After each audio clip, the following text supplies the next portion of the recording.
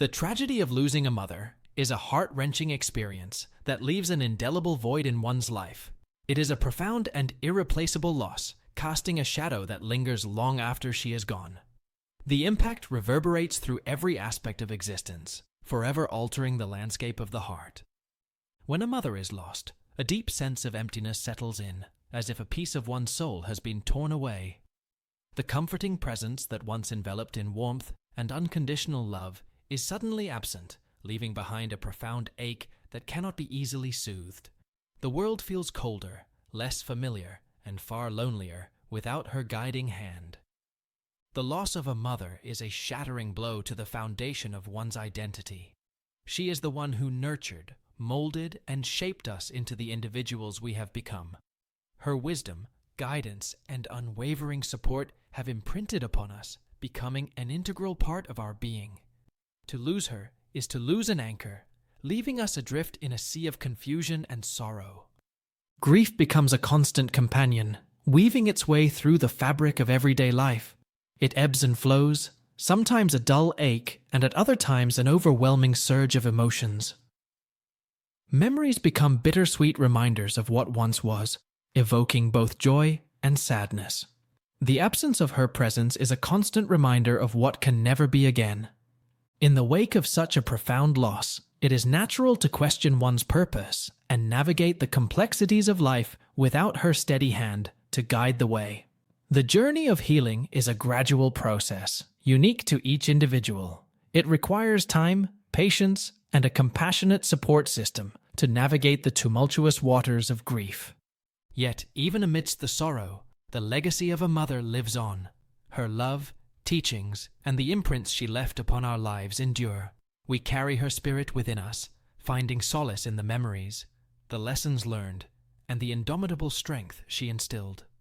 The tragedy of losing a mother may leave scars that never fully heal, but it is through embracing her enduring legacy that we can find moments of healing, resilience, and the courage to move forward. In the tapestry of life, a mother's absence leaves an irreplaceable thread. Yet, her love and influence continue to weave through our lives, shaping who we are and reminding us to cherish the time we had together.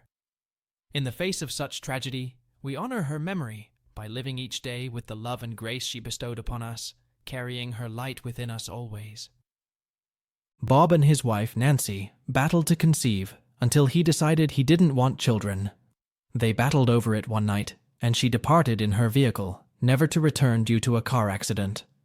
When Bob returned to her cemetery a few days later, he was surprised to see a little kid there. Bob stepped out of his automobile and strolled to his destination. He'd had a terrible few days, and a flood of regrets had been running through his mind since the incident. He took a deep breath and reminisced on the previous few years of his life as he walked across the lush grass. Bob and Nancy married while they were in their 20s and spent years focused on their careers. They had just graduated from college and needed all the money they could obtain to get their lives started. As a consequence, children were given priority.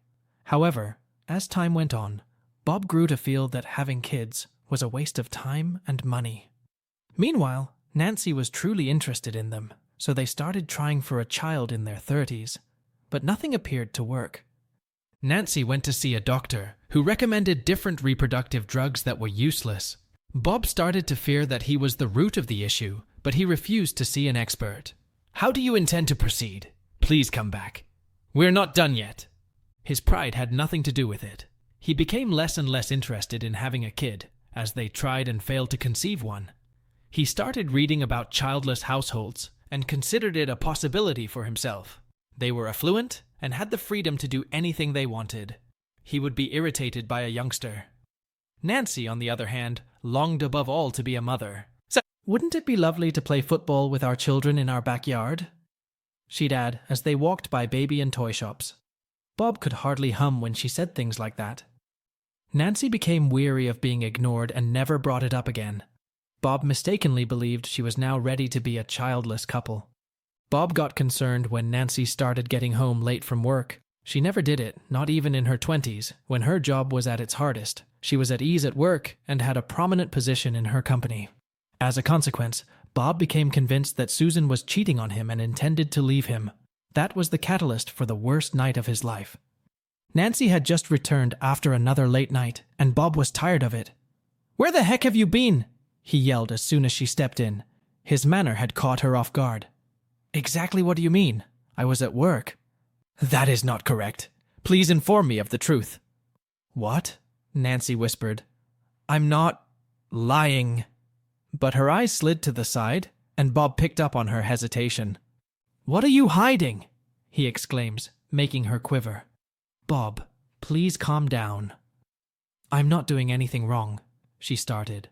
Bob, on the other hand, was so outraged that he refused to listen to anything else. "Do you dare? You are an awesome woman. After all these years, I can't believe you'd go off like a floozy and find a man to give you kids." After hearing Bob make such heinous statements, Nancy had had enough. "I will not allow you to injure me in my own home," she responded. "No cheating wife will be tolerated." Nancy smiled and dashed out the door. "What are you going to do? Please come back." "We are not finished here." "I'll return when you calm down," she said, as she got into her vehicle and drove away.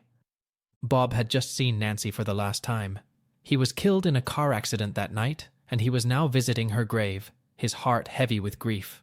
He could have done so much better. He should not have made such allegations against her, but he didn't have an option, and now he'd never know the truth. He came to a stop when he reached the gravestone and spotted a tiny child sitting in front of it on the grass, talking to it. He observed two individuals observing the boy and waited for him to finish a few feet away.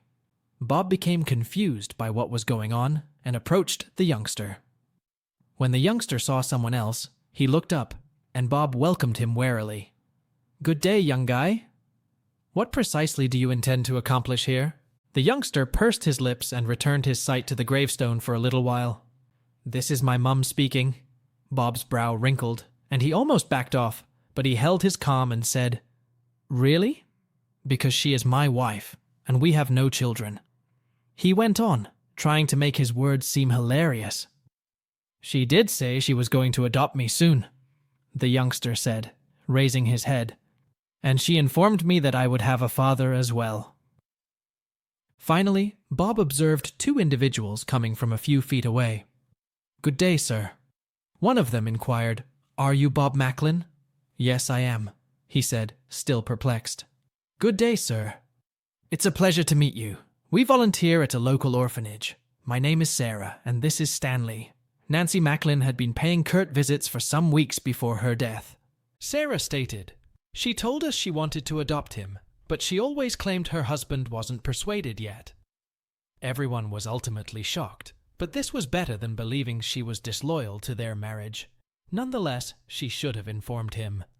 "I had no idea what she was up to," Bob said, stunning the orphanage staff. "Yes, I see. We found out about her death, and it was difficult to explain anything to Kurt, so we took him here." "I hope that's okay," the lady went on. "Please accept my heartfelt sympathies, sir."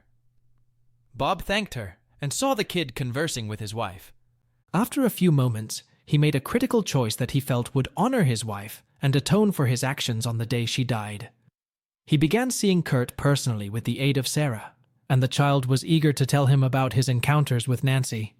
Soon after that, they gave him permission to be Kurt's foster father, and he became Kurt's legal father a few years later.